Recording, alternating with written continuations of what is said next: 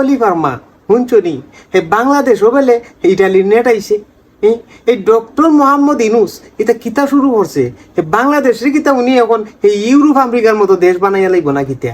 High রে ভাই খলিফারে গরজামাই কইলে আবার তোমার সেট করে এটা ইটালির নেটওয়ার্ক না, এটা হচ্ছে স্টারলিং নেটওয়ার্ক।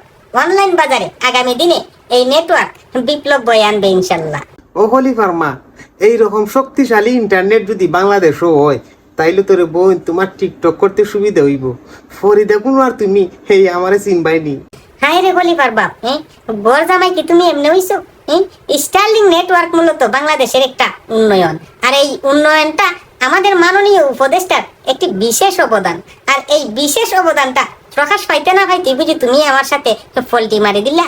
ও খলিফার মা তুমি যে রে বোন খালি তোমার মাননীয় উপদেষ্টার গুণগান গাও, খেনে যে গাও এটাও কিন্তু আমি বুঝি, কারণ আমি যদিও গরজামাইয়া কিন্তু আমার কিন্তু বুদ্ধি আছে।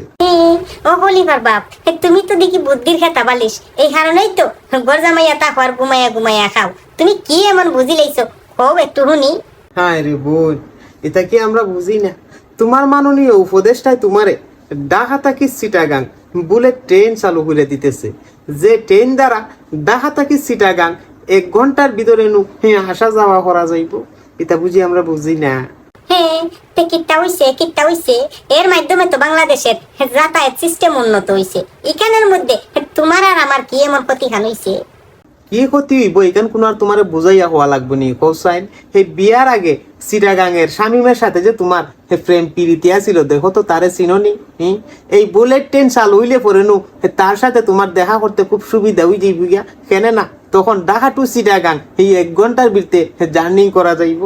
এই সময় কোনো আর আমি তোমার ওই চালাকি টার পাইমুনি। হায় রে ভাই খলিফার বাপ তোমরা বেটা মানুষের সন্দেহ একেবারে ভিতরে গাতা থাকে।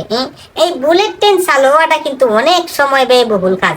এই বুলেট ট্রেন চালু হইতে এমন হইতে পারে যে আমি খলিফার মা বুড়া হইয়া যাইতে পারি পরে দিয়া এই চিটাগাংয়ের শামিমে আমার আর পছন্দ নাও করতে পারে। এই এত পরের চিন্তা আগে কই দিয়া আমরা জামাই বোর মাঝে কোনো ফাটল ধরাইয়া লাভ আসেনি।